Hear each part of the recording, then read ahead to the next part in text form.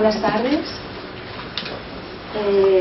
Vamos a seguir dentro del ciclo de conferencias que nos ha estado haciendo desde el curso pasado Joan Almirall, que le llamó el Círculo de Sabiduría.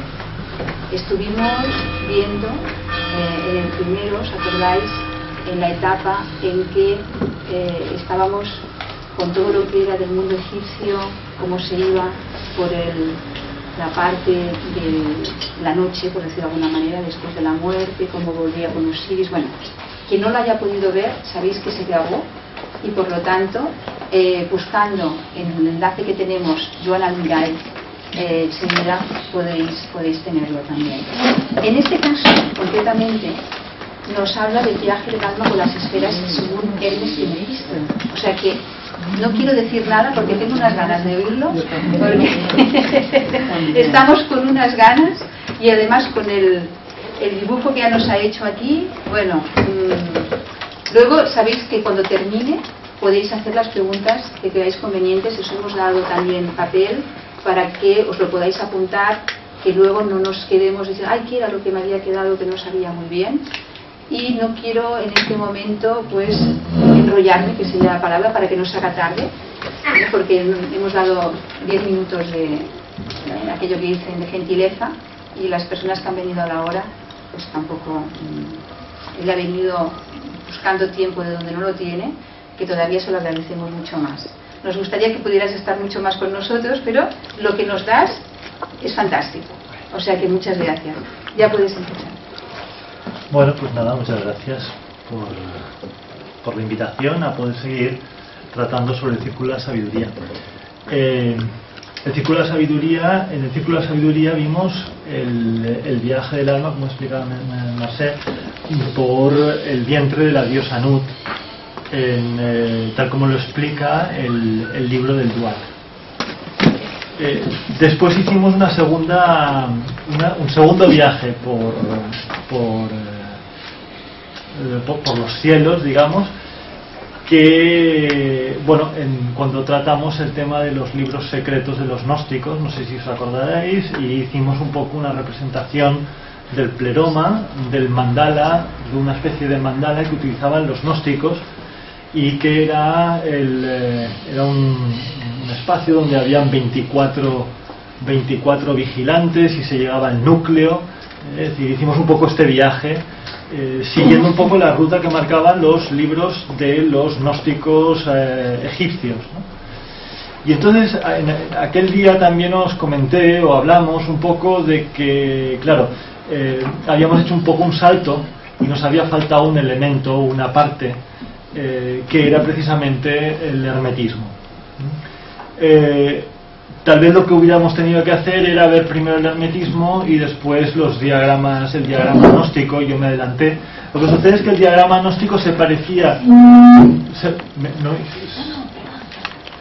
el diagrama gnóstico se parece mucho más al libro del Duat, curiosamente, que un poco esta cosmología que veréis. Esta charla, esta conferencia o esta presentación la hicimos ya en las jornadas ibéricas, cuando hablábamos un poco del corpus hermeticum, del hermetismo y demás, ¿no? Y hablar un poco del hermetismo filosófico, que es un hermetismo muy cosmológico. La filosofía antigua, uno de los temas esenciales de la filosofía antigua, de la filosofía griega, era precisamente cómo estaba, es decir, la explicación de cómo estaba, o sea, cómo era el universo, ¿no? Bueno, esta charla tal cual como está ya grabada incluso, o sea que la habéis podido ver en los vídeos de las jornadas ibéricas. Lo que pasa es que a mí me parece esencial introducirla, o aunque sea volver sobre ello. Os diré por qué. Vamos a ver, o sea, nos vamos a acercar progresivamente hacia el uso del mandala, es decir, del mandala en Oriente. Entonces, para llegar al mandala de Oriente hemos de y comprender, es decir, profundizar y comprender un poco el sentido del mandala en Oriente, es importante ver cómo se usaron los diagramas cosmológicos en Occidente, porque son estos diagramas cosmológicos los que viajarán a Oriente y se transformarán en Oriente, y lo harán de la mano de grupos como fueron los gnósticos y los maniqueos cuando fueron perseguidos en el imperio romano, ¿no? Es decir, el imperio cristianizado. Gnósticos y maniqueos hicieron un viaje a través de Persia y llegaron hasta la India. Y en la India, ¿qué se encontraron? Se encontraron a los budistas. Y a partir de aquí, el maniqueísmo y el budismo hizo se encontró muchos puntos concomitantes, ¿no? Es decir, surgió una nueva propuesta, una nueva fórmula, ¿no? Es decir, y esa fórmula es el tantra budista. Y los próximos diagramas cosmológicos que veremos serán los diagramas maniqueos y los diagramas neoplatónicos. Es decir, con esto nos quedará bastante la visión del universo que tenían los antiguos griegos, ¿no? Y los movimientos que surgieron de alguna manera del entorno de la cultura helenística, ¿no? El diagrama maniqueo veremos que está muy influenciado por la cultura persa. Y curiosamente, es decir, lo que os decía, ¿no? Es decir, de los maniqueos, los maniqueos atravesaron toda Persia y llegaron al sur de la China y al norte de la India. Y ahí muchas imágenes fueron recibidas por los budistas de la escuela Mahayana. Y de ahí surgirán mezclas muy interesantes. Por eso me parecía importante, ¿no? Tener un poco, ver un poco cómo se configura el diagrama cosmológico. En el viaje del alma por las esferas del hermetismo hay un texto que es fundamental, que es el Poimandres.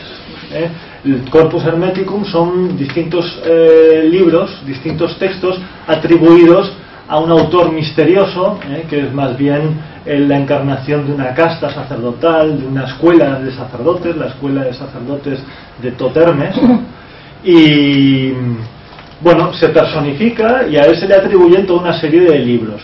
Estos libros están muy influenciados por la filosofía de Platón, y entonces recoge el diagrama de Platón y de Aristóteles, es decir, el diagrama que presenta Platón en el Timeo y que después reelabora Aristóteles entre otros textos en la metafísica. Por tanto, el esquema es un esquema platónico, o sea, el esquema del diagrama cosmológico, la visión, la representación del cielo, está inspirada en Platón. Y curiosamente también en Platón, en el Timeos, nos explica cómo el alma hace un viaje a través de las esferas celestes. Aquí os he hecho un poco la representación del diagrama. Esto lo iremos viendo cuando presentemos diagramas cosmológicos o hablemos un poco de los maniqueos, del neoplatonismo, que curiosamente la tradición neoplatónica es la que cuaja en Occidente, ¿no? Es decir, y el diagrama cosmológico de neoplatónico, que es bien un mandala, lo veremos también en la Divina Comedia de Dante, por ejemplo, ¿no?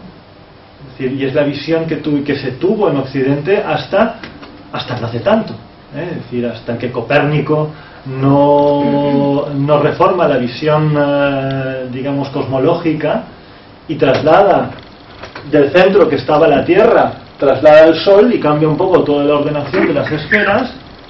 En Occidente pensaban que el universo tenía esta configuración. Ya os he explicado un poco en qué consiste esta configuración y luego lo iremos viendo un poco a partir del texto hermético. Bien, aquí en el centro podéis ver un círculo con una cruz, la representación de la Tierra, y esa cruz representa los 4 elementos.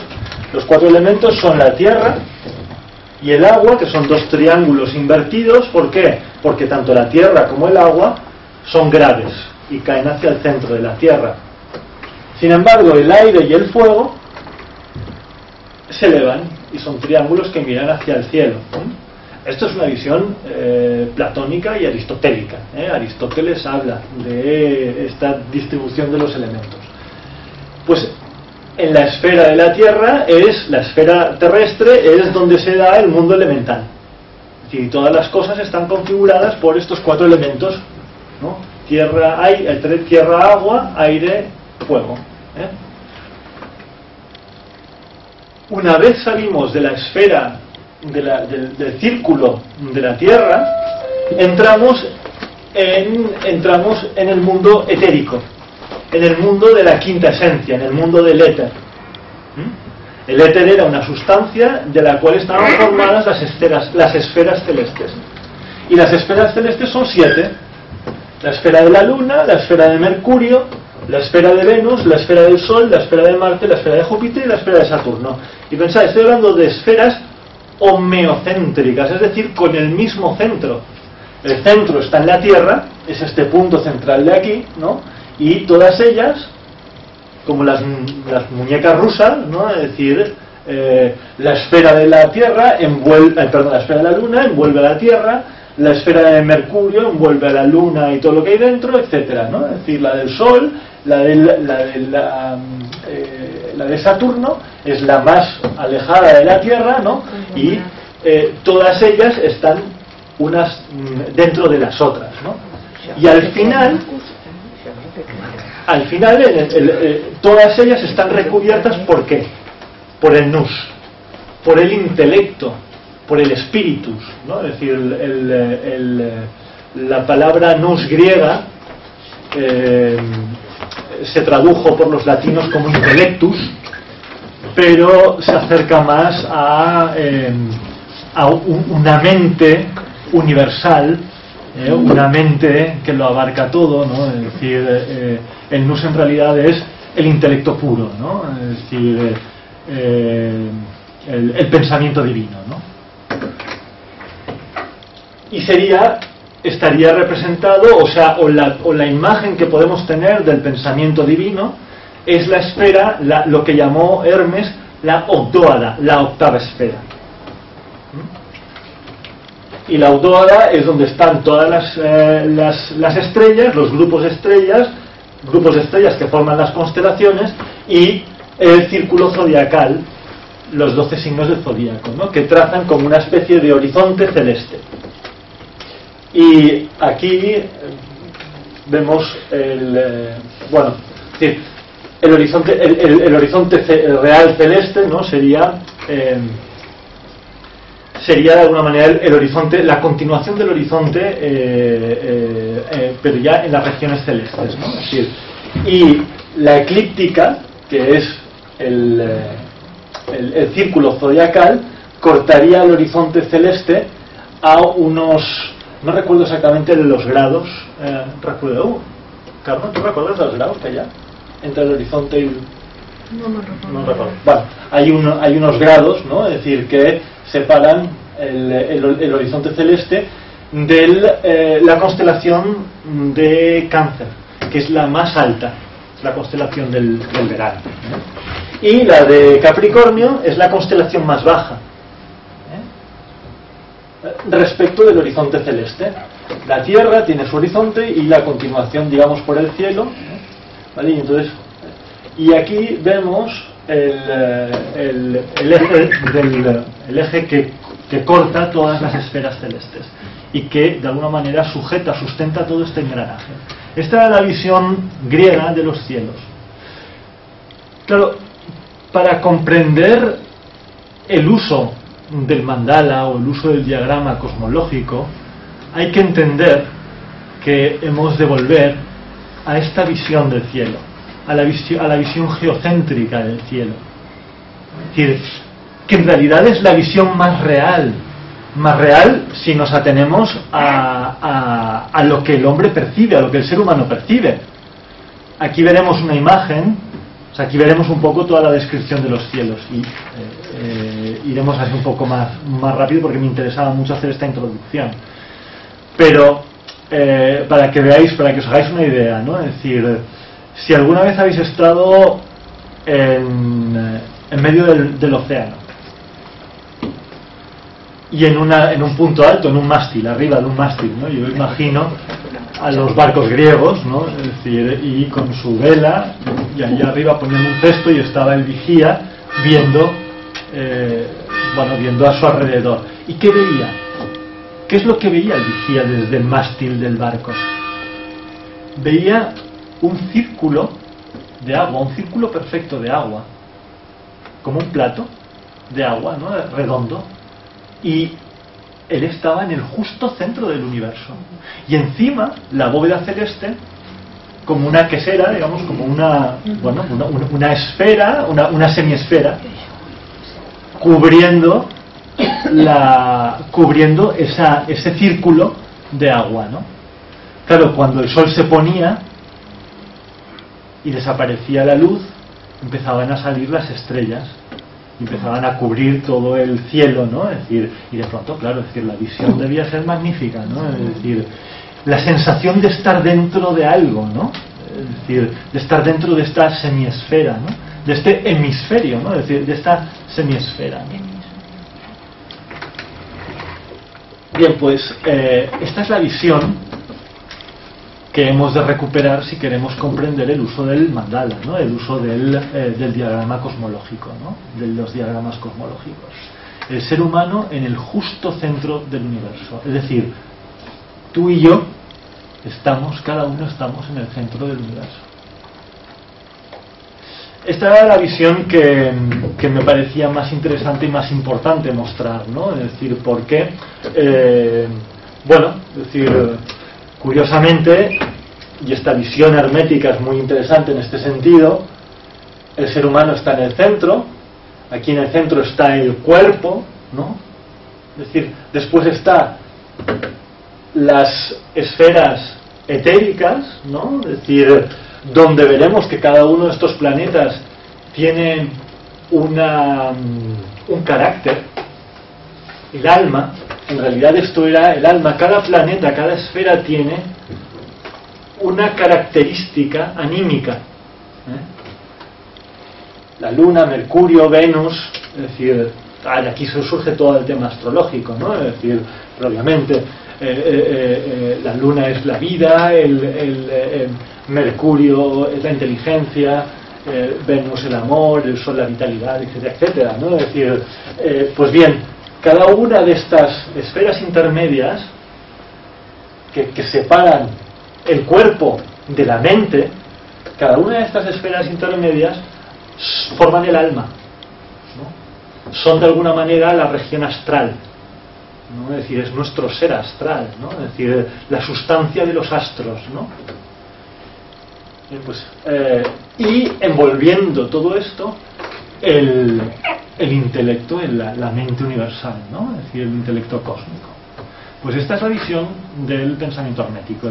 Me he adelantado a la conferencia, ahora leeremos los textos un poco con este diagrama de fondo, ¿no? Bien, aquí tenéis una imagen, una representación de Hermes Trismegistos que está en los pavimentos de la Catedral de Siena, porque precisamente una de las cosas que sucedió fue que el Renacimiento rescató el legado hermético, ¿no? El legado hermético en realidad es Hermes Trismegistos, en realidad lo que era un colegio de sacerdotes egipcios de la tradición de Thoth, ¿no? Es decir, que empezaron a escribir textos filosóficos apoyados en las cosmologías griegas, y de aquí surge todo el texto hermético, ¿no? Es decir, el Corpus Hermeticum, que como sabéis son 18 libros que en los que, bueno, sobre todo se tratan temas de filosofía y cosmología.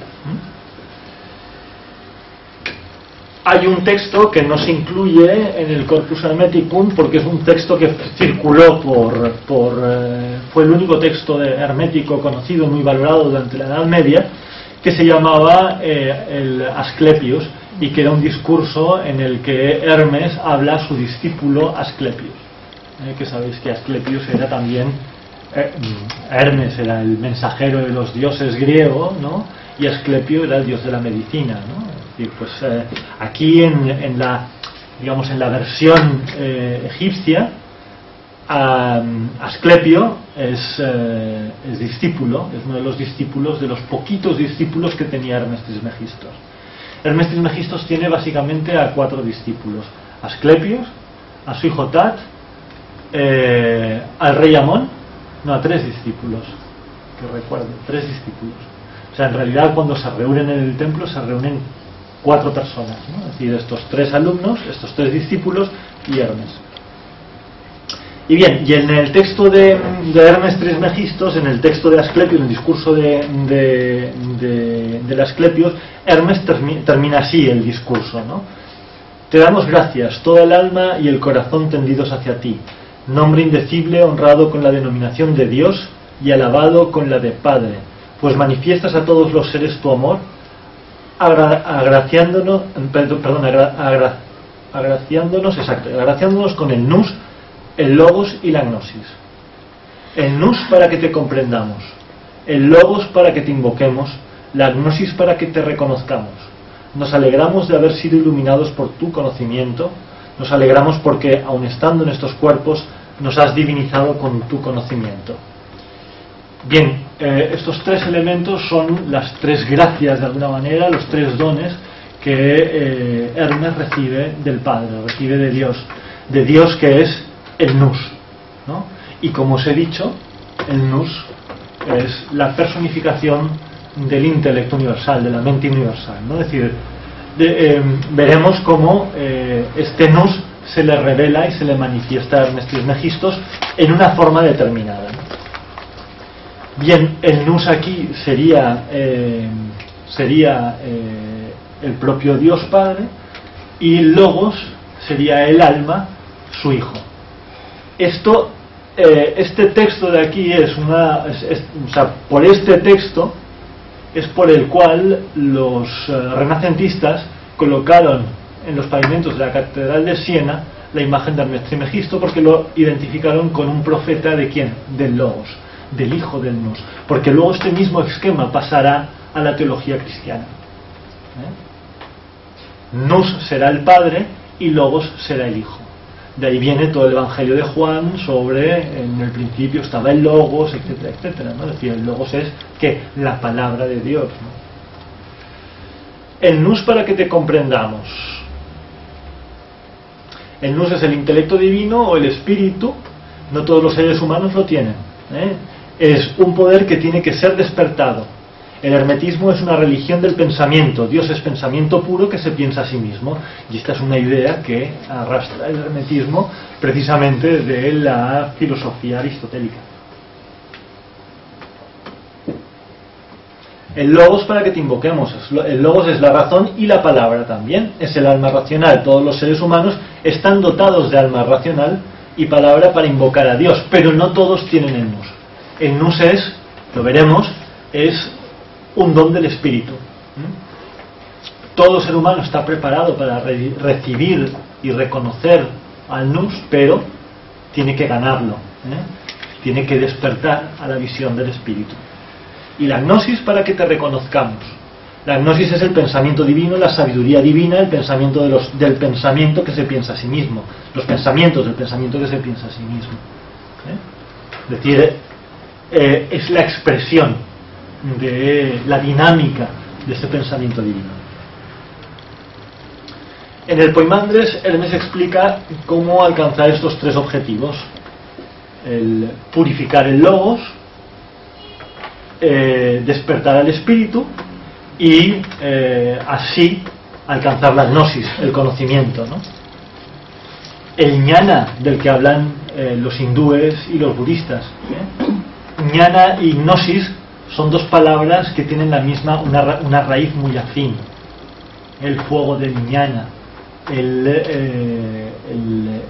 jnana yoga, ¿no? Es decir, es la gnosis, es el pensamiento divino. Tras dejar los sentidos, bueno, entonces, en el Poimandres, como os decía, explica Hermes cómo alcanza el conocimiento de Poimandres, que Poimandres es el Nus. Tras dejar los sentidos como en un estado letárgico, entra en una profunda y silenciosa meditación en la que observa una impresionante figura que aparece y le llama por su nombre. Se trata del Nus, Poimandres, la inteligencia gobernadora, Aucentías dice, o podríamos decir la inteligencia del corazón, como le llamaban los egipcios. Y lo primero que le pregunta es: ¿qué quieres saber? Bien, esta es una imagen del Poimandres muy importante, que además veremos también en el Apocalipsis.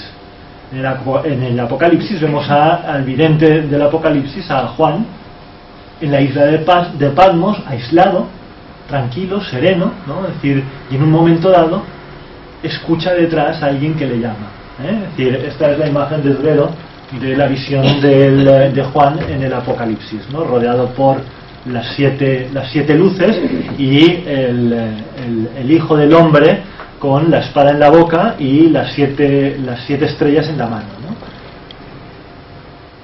La expresión de la palabra, la espada en la boca, es la palabra, la gnosis, ¿no? La sabiduría, ¿no? Pues bien, esta imagen de Juan aparece también en el Poimandres de Hermes Trismegisto, y ahí lo que aparece es, bueno, es decir, él dice que Hermes se encontraba en un estado de quietud, de tranquilidad, con los sentidos en un estado como aletargado, y entonces en ese momento es cuando se le revela un ser inmenso, de unas dimensiones inmensas, que le pregunta ¿qué quiere saber? El que quiere saber es lo que propone, esta pregunta que nos formula la gnosis, y entonces el Nus le explica a Hermes el origen y la formación del cosmos, ¿vale?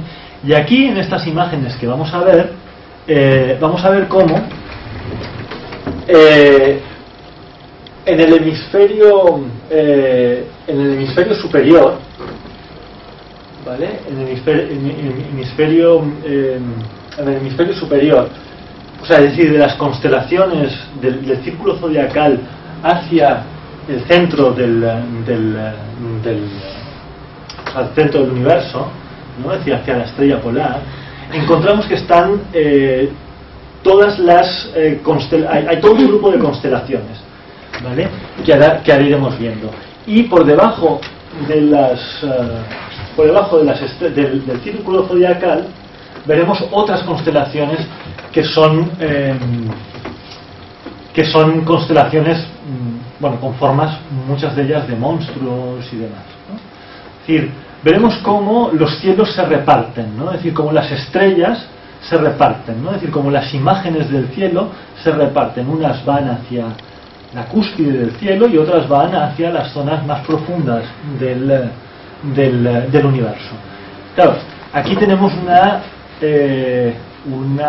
representación del alma humana y de la conciencia humana, ¿no? Es decir, la conciencia del sueño, el subconsciente, y la conciencia donde se despiertan las grandes ideas, la conciencia de la vigilia.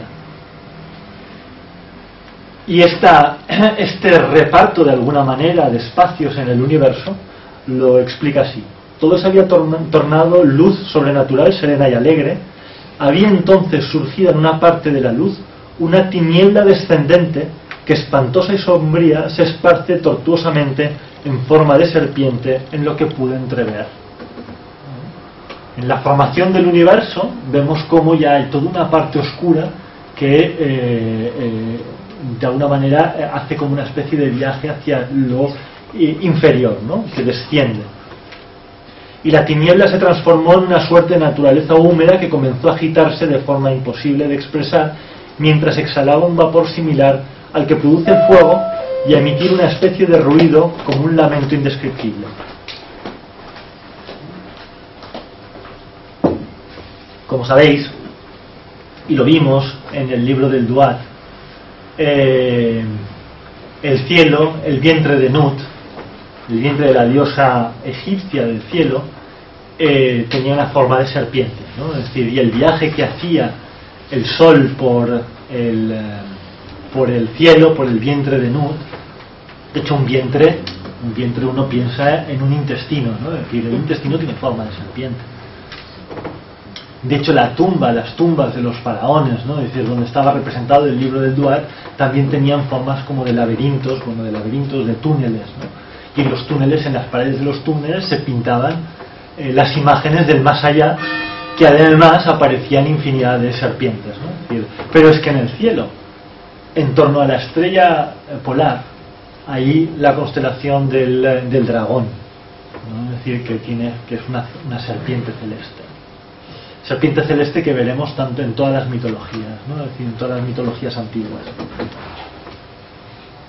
El dragón o la serpiente celeste, es un símbolo común en la iconografía egipcia. Según Hermes, el universo surge de una tiniebla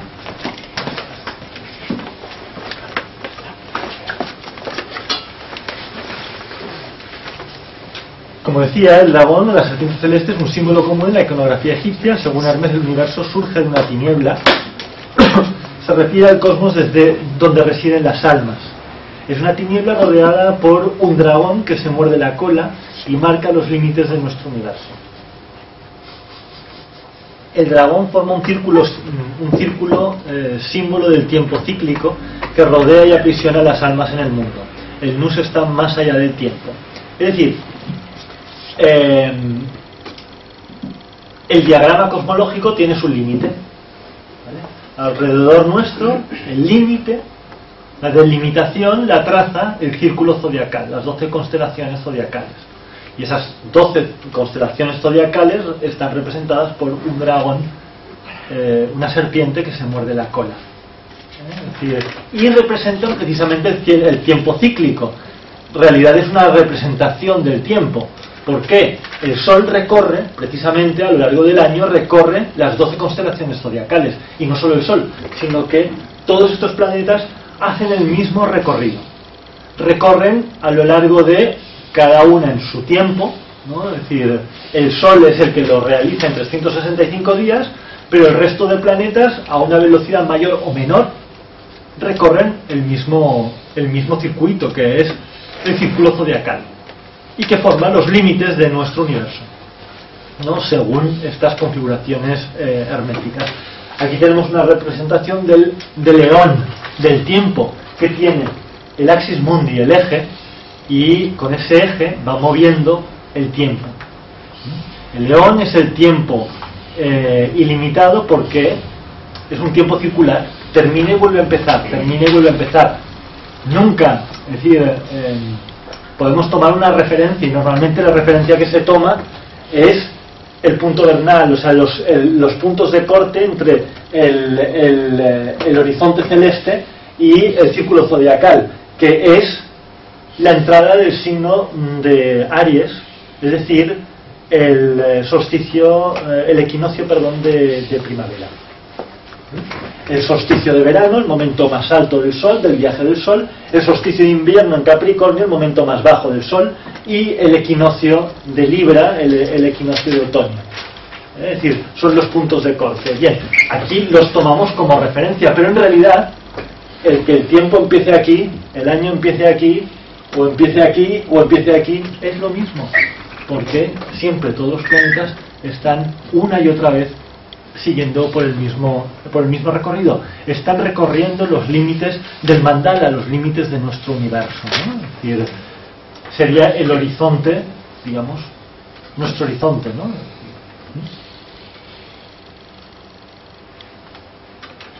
Bueno, aquí tenéis una representación del hemisferio boreal, que son todas las constelaciones celestes. Aquí estaría la estrella polar. Entonces, todas las constelaciones que rodean la estrella polar. Vemos a la Osa Mayor, a la Osa Menor, en fin, ahora las iremos viendo un poco las más importantes, ¿no? El Sol y los planetas, como os decía, viajan por el camino de 12 constelaciones del zodíaco. Este cinturón zodiacal es un círculo o ciclo identificado con la serpiente Uroboros, también es llamado Eón, el ciclo del eterno movimiento, el eterno retorno. Bien, por encima del zodíaco, en el hemisferio boreal, están las divinas constelaciones, desde Cáncer desde Cáncer hasta Capricornio. Todo esto formaría el hemisferio superior del hemisferio boreal. Y esta zona de aquí es el hemisferio inferior del hemisferio austral.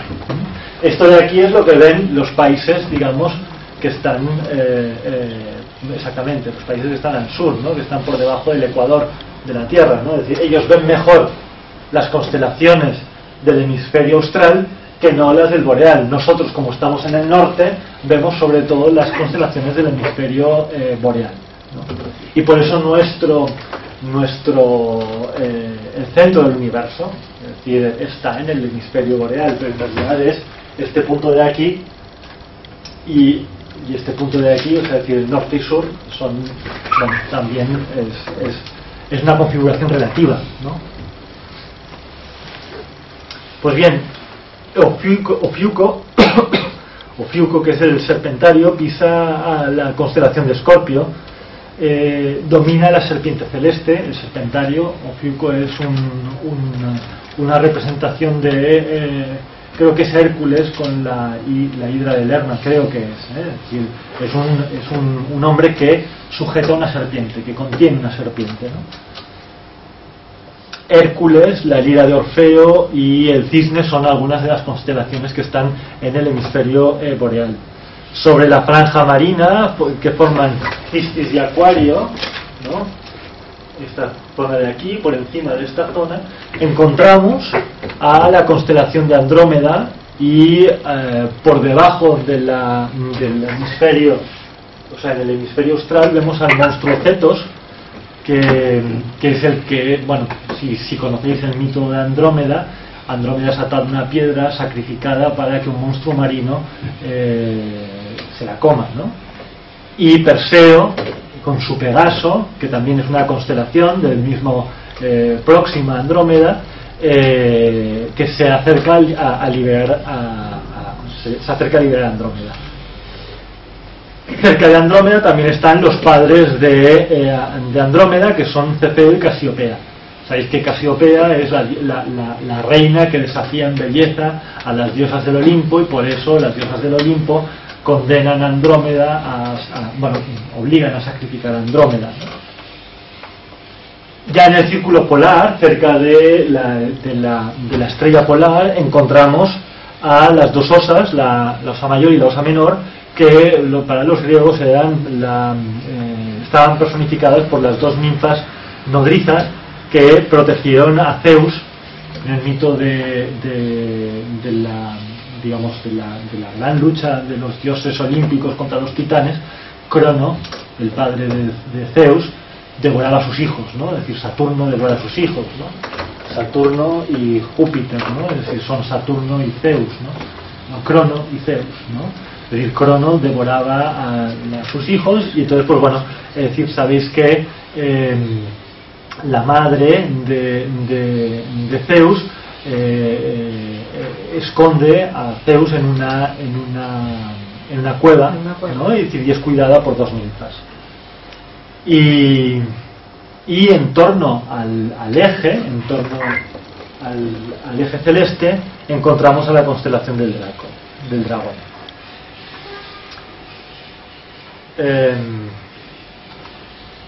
Este es el firmamento noético, el pensamiento que se piensa a sí mismo, o sea, es decir, está representado por todas estas constelaciones luminosas, divinas.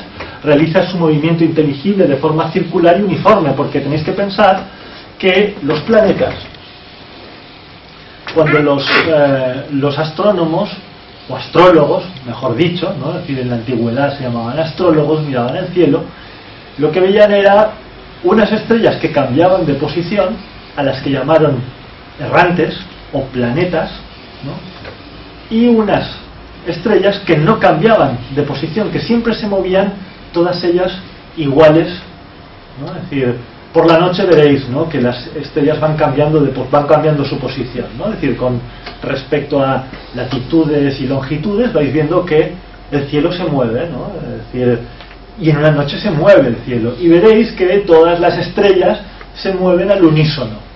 Esto era lo que los griegos en esto veían la representación del pensamiento divino, este movimiento uniforme de todo el cielo, ¿no? Es decir, esta danza perfecta es decir, y sincronizada de las estrellas, ¿no?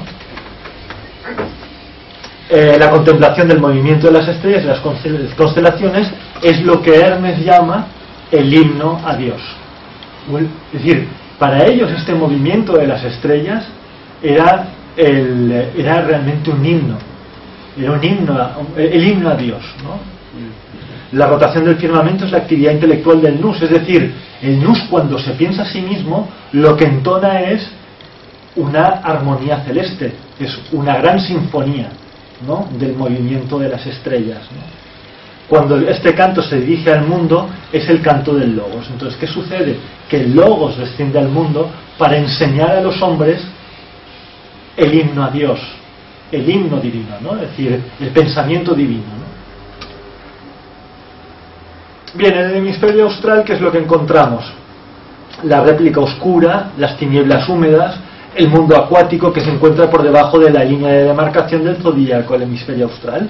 En la parte más septentrional del hemisferio austral vemos a Orión, los lebreles y la liebre, la nave Argo, pero también al centauro, al cuervo, la hidra de Lerna y el monstruo marino Cetus, que aparecen como como sombras oníricas por el horizonte marino, sobre todo a partir de los meses, o sea, sobre todo cuando se ven, o sea, este hemisferio, lo que podemos ver en el norte del hemisferio austral, ¿vale?, se puede contemplar durante los meses de otoño-invierno, ¿vale?, que es cuando el mito, por ejemplo, de Perséfone, ¿no?, cuando Perséfone descendía a los infiernos, ¿no? Es decir, es cuando en el cielo vemos aparecer los monstruos que están por debajo, digamos, del pensamiento racional, del pensamiento divino, ¿no? Es decir, es esa parte, digamos, sombría. Bien, en el universo hermético el Logos es la actividad creadora por excelencia, pero está íntimamente unida al nous, su padre.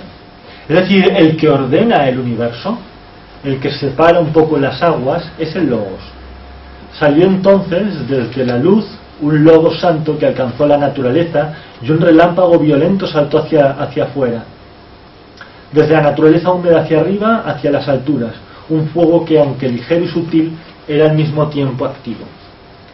Bien, todas estas visiones es, digamos, la actividad creadora, separadora de las aguas superiores de las aguas inferiores, ¿no? Es decir, como la naturaleza húmeda es relegada al hemisferio austral.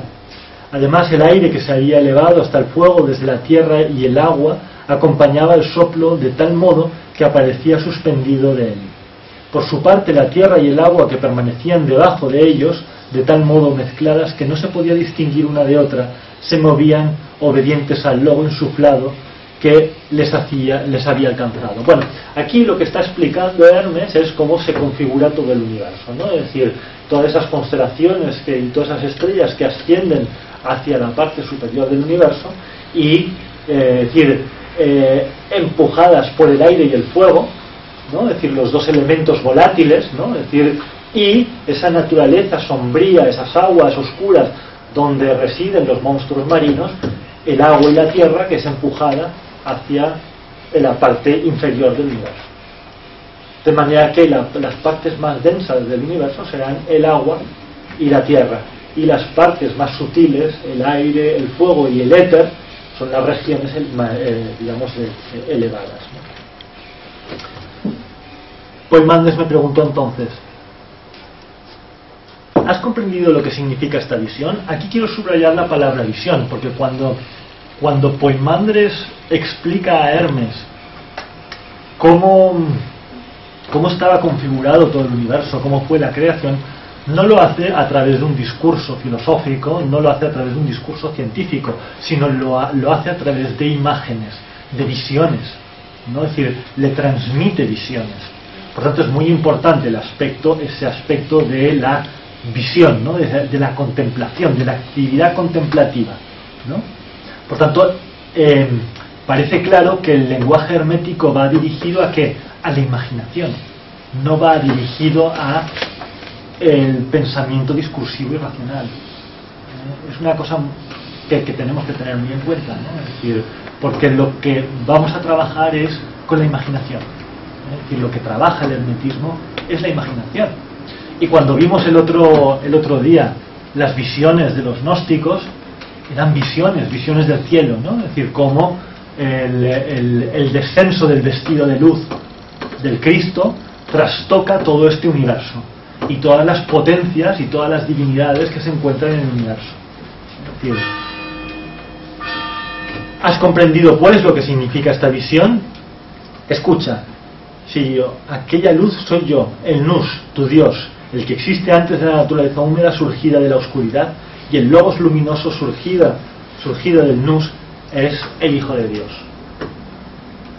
La luz original es el Nous, el Dios interior, y el Dios exterior, o sea, el Dios que está, el alma, o sea, la mente universal, el que existe antes de la naturaleza húmeda surgida de la oscuridad, y el luminoso Logos surgido del Nous es el Hijo de Dios. Este es el Logos hermético, esta es la palabra creadora, esta es el alma del mundo, ¿no? Es decir,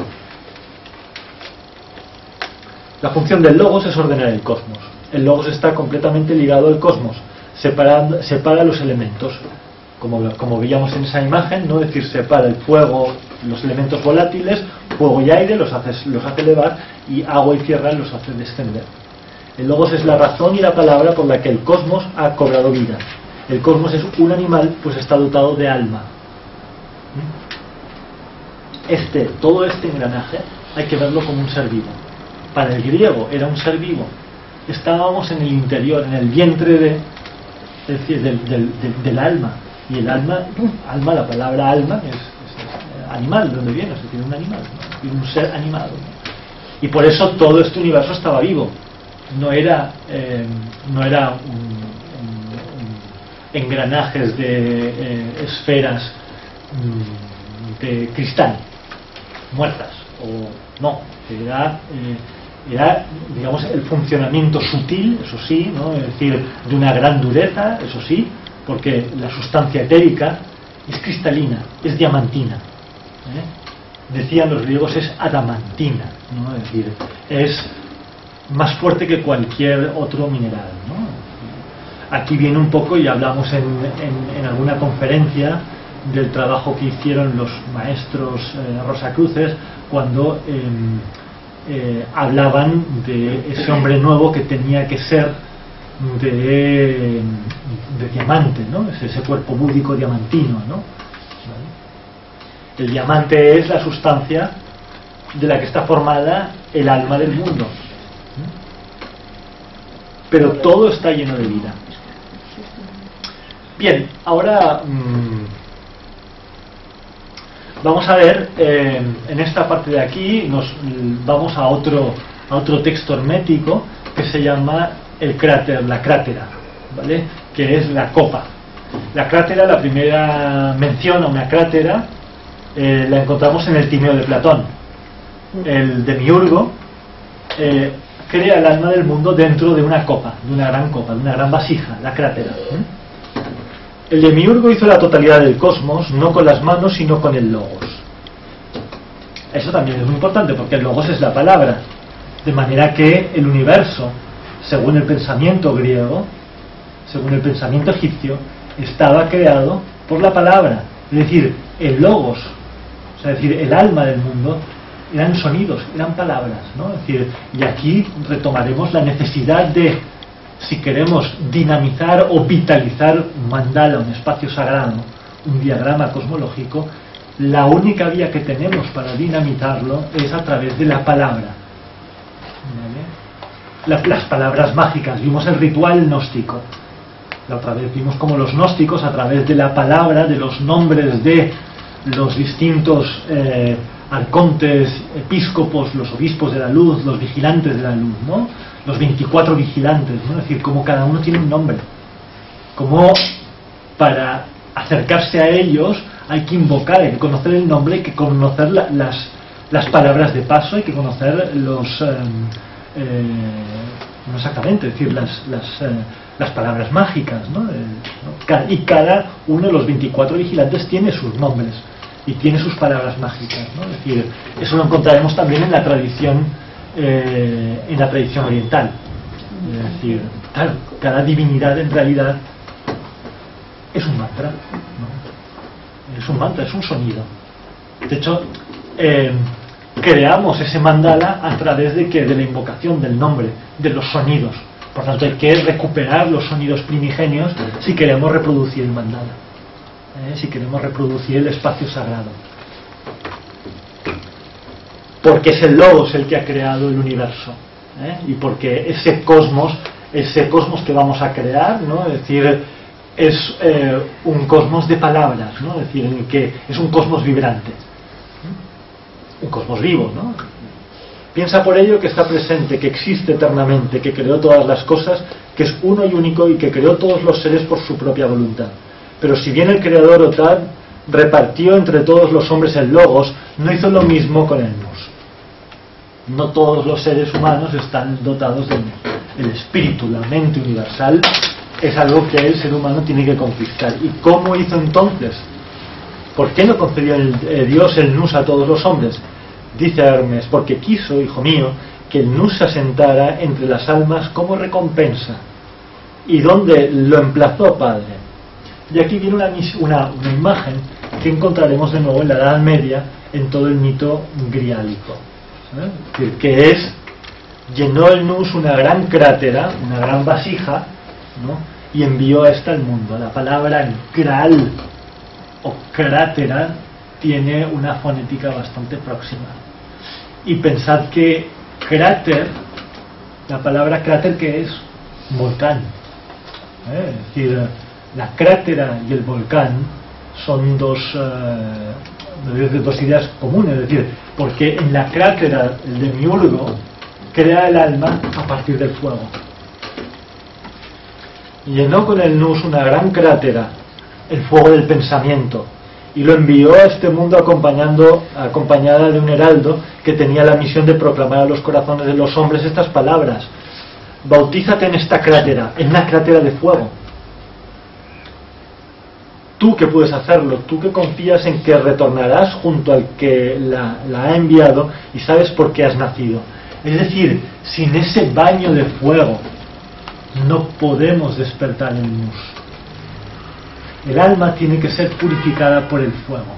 Aquí es uno de los principios alquímicos por excelencia y que llevó, dicen, a Empédocles a lanzarse dentro del cráter del Etna, ¿no? Es decir, que parece que Empédocles murió saltando dentro del volcán. Es decir, el Etna, si tenéis ocasión, además de que en el Etna, bueno, en Sicilia se encuentra la cuna de nuestra civilización, órfico-pitagórica, ¿cómo se dice esto?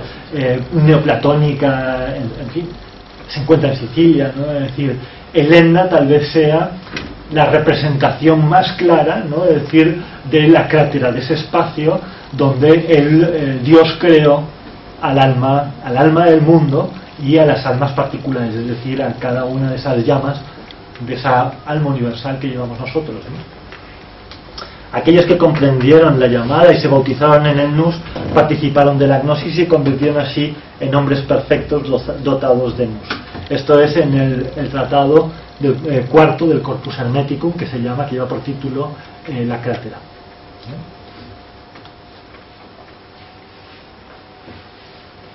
Después Hermes Trismegisto nos dice: el hombre dotado de Nous, el hombre que ha purificado su cuerpo y su alma con el fuego del Nous, que se reconozca a sí mismo, es decir, que se conozca a sí mismo. Esto es lo que decía el oráculo de Delfos, Gnosis Auton, ¿no? Es decir, conócete a ti mismo, ¿no? Es decir, pues una vez que hemos inflamado y purificado el alma, entonces podemos conocernos a nosotros mismos, ¿no? Es decir, podemos conocer esa esencia profunda, ¿no? Es decir, que es el alma universal, ¿no? El pensamiento universal. El hombre ha de unir ahora el Nous al Logos, la inteligencia del corazón con la razón. La razón, el Logos, es la inteligencia cerebral excéntrica, se encuentra en la cabeza, pues se encuentra en la cabeza y como centro de conciencia excéntrico es bipolar. Es decir, estos dos hemisferios, austral y boreal, se dan en la medida que estamos hablando de algo que no se encuentra en el centro, que está excéntrico, pero en el centro se encuentra el sol, el pensamiento divino, ¿no? Es decir, tiene su réplica en la parte opuesta, los órganos del sistema metabólico y reproductor. En el hombre, ¿cómo se daría? La cabeza, ahí estaría el logos, y en el sistema metabólico, allí estaría el subconsciente, el hemisferio austral del ser humano. Esto cuando dice, bueno, hombre, conócete a ti mismo, descubre que tú eres un universo. Por tanto, inflama, purifica tu alma de las pasiones del alma, ¿no? Es decir, y podrás conocer, entrar de alguna manera no solo a las luces de la razón, sino también en ese páramo oscuro que es el subconsciente. Debemos, con el alma purificada, digamos, sumergirnos en ese ser onírico, en ese ser oscuro, ¿no? Que es el subconsciente. Y en esta línea hemos trabajado, y trabaja Occidente de una forma un tanto inconsciente, ¿no? Es decir, pero la ciencia misma ha llegado a través de la psicología, ¿no? Es decir, a estudiar incluso las configuraciones, ¿no? Digamos, del subconsciente, ¿no? Y encontrar, y aquí me voy a la psicología analítica, ¿no? Es decir, encontrar todas esas imágenes arquetípicas que están en el cielo, pero que también están grabadas a fuego en el alma humana, ¿no? Es decir, que es toda esos arquetipos del inconsciente colectivo que residen en todo ser humano, ¿no? Los elementos tierra y agua son el cuerpo y sus fluidos. Luego el neuma, o el aliento vital, que se corresponde con el elemento aire y que impulsa el alma hacia las esferas neumáticas del cielo empujada por los vientos, ¿no? Es decir, de hecho, podemos ver también esta esfera, la esfera de la Tierra, podemos verla como dividida en dos partes. En la parte, digamos, de la Tierra sólida, ¿no? El agua y la tierra, las montañas, los océanos, etcétera, ¿no? Es decir, y luego una esfera superior donde se encuentra la atmósfera, es decir, el aire, los vientos, ¿no? Es decir, los vientos que, es decir, los cuatro vientos que hablaban los griegos, ¿no? El viento que viene del norte, el viento que viene del sur, el viento que viene del este y que viene del oeste. Y luego, rodeando esta esfera de los vientos, de los cuatro vientos, estaría la esfera de fuego. Esto también lo podéis ver cuando miráis un mandala, un yantra y demás. Es decir, en las representaciones orientales veréis cómo, es decir, los límites del mandala lo forman círculos de fuego y de viento, ¿no? Es decir, y tras atravesar la esfera de fuego, es decir, es como el alma, cuando el cuerpo y los líquidos se quedan en la tierra, se disuelven por la muerte, el alma se separa, atraviesa, empujada por el spiritus, el flatus, el neuma, el viento, ¿no? Es decir, los vientos empujan el alma hacia el cielo y atraviesa la esfera de fuego. Y una vez atravesado la esfera de fuego, puede entrar a hacer el viaje por las estrellas. Primero por los círculos de las errantes, de los planetas, hasta llegar al cielo, a la mente universal.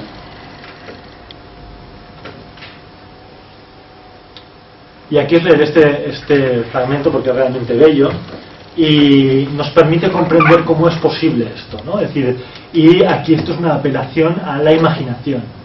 Es decir, Hermes tiene muy claro que la única posibilidad, o sea, solo podemos realizar este viaje si somos capaces de igualarnos, asemejarnos a la divinidad. Y la única herramienta que tenemos para asemejarnos a la divinidad es la imaginación.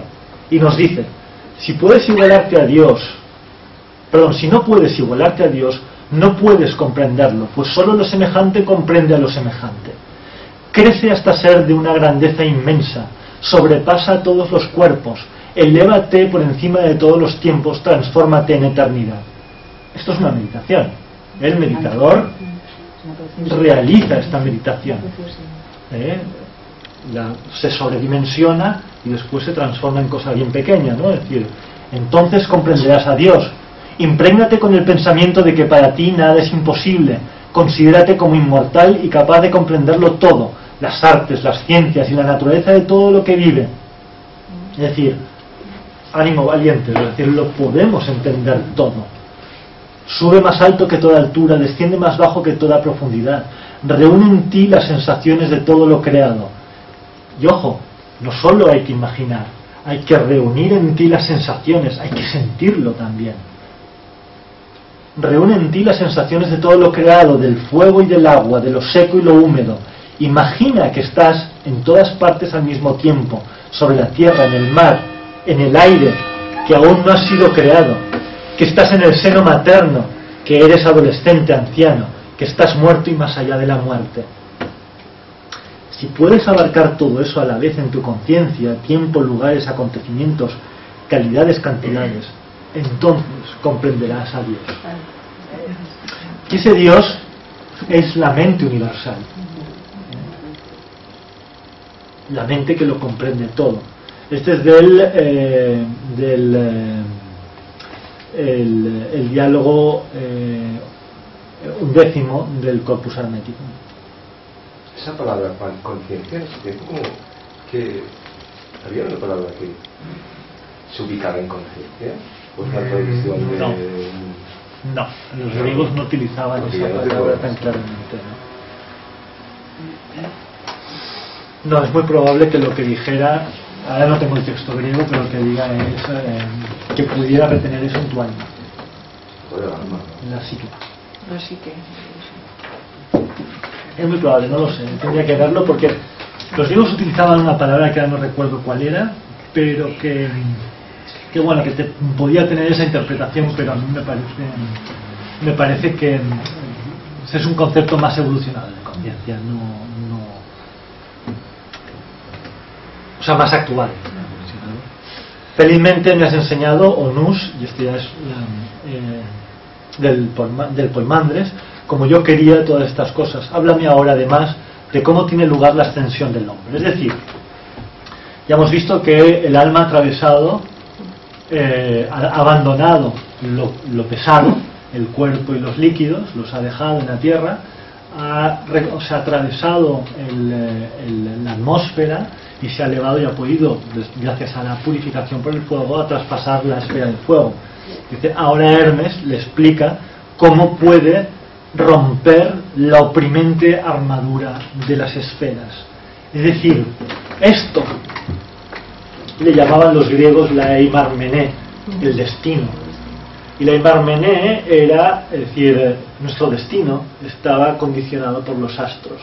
En tanto no purifiquemos las pasiones que rigen los signos de los planetas, las esferas planetarias, en tanto no purifiquemos esas pasiones, estaremos siempre atados a este mundo, estaremos siempre atados a la armadura de las esferas, ¿no?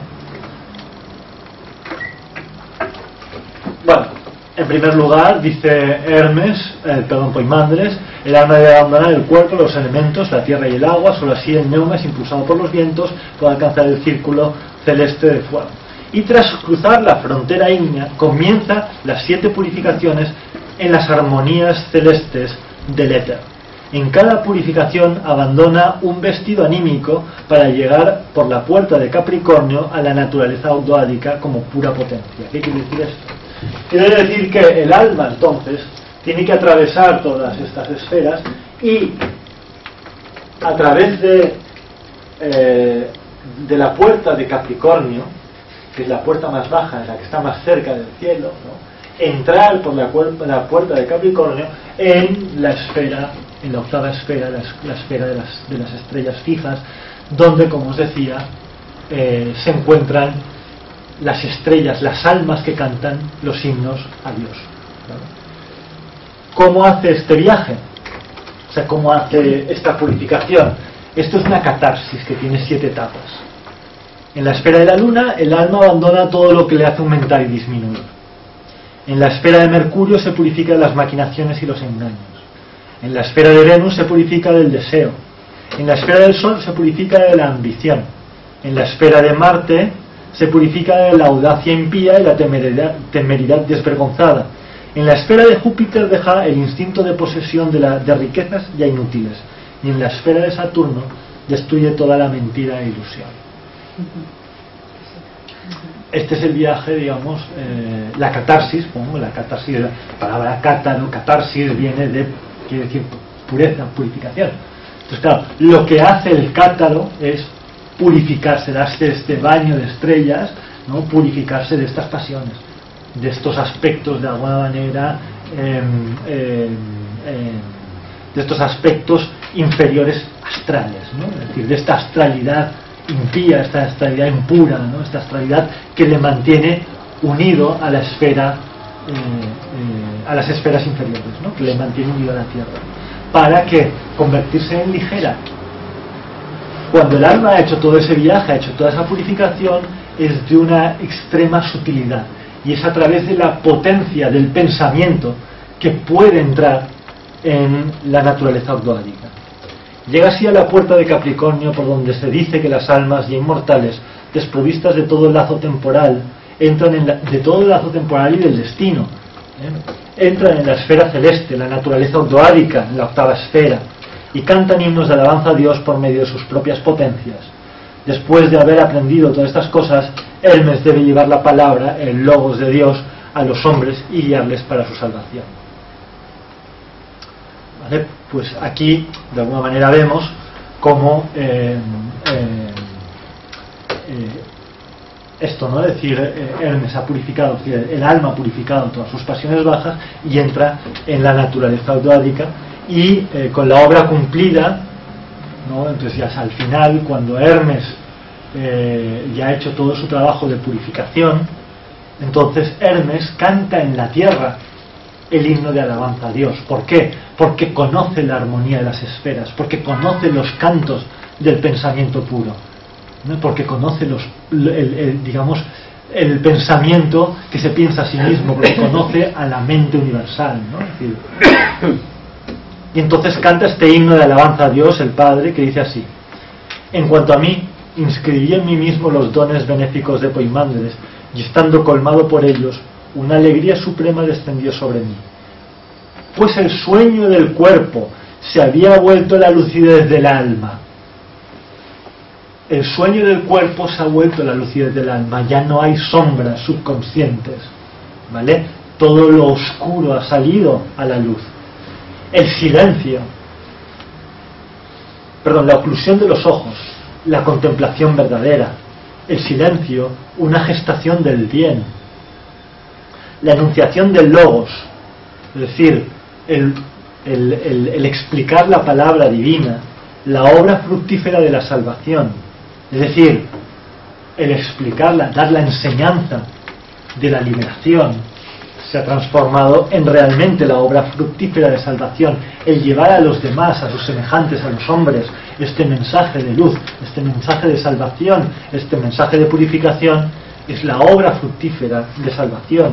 Todo esto me ha llegado porque he recibido del Nous, es decir, de Poimandres, el logos que se basta a sí mismo. Es decir, aquí ha unido a Poimandres, al Nous, a la mente, lo ha unido al logos. Y su palabra ya no es la palabra vana, la palabra de aquellos hombres que carecen de Nous. Es la palabra de la verdad, es la palabra del logos, ¿vale? Es la palabra universal, ¿no? Es decir, la palabra perdida que dirían los masones, ¿no? Es decir, es esa palabra poderosa, ¿no? Es decir, hay un texto de Hermes Trismegistos que dice que en el que el rey Amón le dice a Hermes, al dios Hermes, que le trae la escritura y que le trae las palabras, ¿no? Dice: cuidado cuando reveles, o sea, dice, no traduzcas mis discursos, los discursos griegos, de egipcios, no los traduzcas al griego, porque dice, porque las palabras egipcias llevan la fuerza de aquello que expresan. La lengua egipcia era una lengua sagrada, en la cual cuando la persona era consciente que cuando emitía una palabra estaba invocando, estaba llamando a aquello, era una fuerza mágica y creadora. Esto es en lo que tiene que devenir de nuevo la palabra humana, ¿no? Es decir, a través del contacto con el Nous con la inteligencia, con la mente divina, la palabra debe tornarse de nuevo en la palabra creadora, en la palabra de verdad, en la palabra de la mente divina, ¿no? La expresión del pensamiento divino, ¿no? Como diría un budista, ¿no? El Dharma, la explicación del Dharma, ¿no? Todo esto me ha llegado porque he recibido de Minús, es decir, de Poimandres, el logos que se basta a sí mismo. Así es como ahora estoy lleno del aliento divino de la verdad. Así dirijo con todas mis fuerzas y con todo mi alma este himno de alabanza a Dios el Padre. Y aquí empieza el himno de alabanza, que dice, y esto había una canción, le habían puesto música, la música esta de el coro de Finlandia, habían puesto bueno, a ver si lo rescato y podemos... Sí, porque debe ser precioso. Sí. Carme un dia passaré la partitura sí. Y es muy maco. Santo es Dios, el Padre de todas las cosas. Santo es Dios cuya voluntad se realiza por sus propios poderes. Santo es Dios que quiere ser conocido y es conocido por los que le pertenecen. Santo eres tú que por el Logos has creado todo lo que existe. Santo eres tú a cuya imagen ha sido creado el cosmos. Santo eres tú a quien la naturaleza no ha formado. Santo eres tú que eres más poderoso que todas las potencias. Santo eres tú que eres superior a todo lo que existe. Santo eres tú que te elevas por encima de toda alabanza. Acepta las puras ofrendas que el Logos ha suscitado en mi alma y mi corazón vuelto hacia ti, oh inexpresable, oh indecible, cuyo nombre solo puede expresar el silencio. Oye mi ruego de no ser separado jamás de la gnosis. Inclínate hacia mí y lléname con tu fuerza. Por esta gracia aportaré la luz a los de mi raza que están en la ignorancia, mis hermanos, tus hijos. Sí, creo y testimonio, voy hacia la vida y la luz. Alabado seas, oh Padre. El hombre que está en ti quiere santificarse contigo. Tú le has concedido este poder.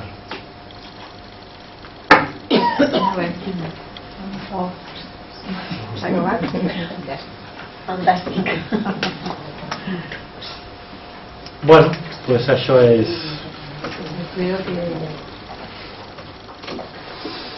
Yo creo que merece hoy, de verdad,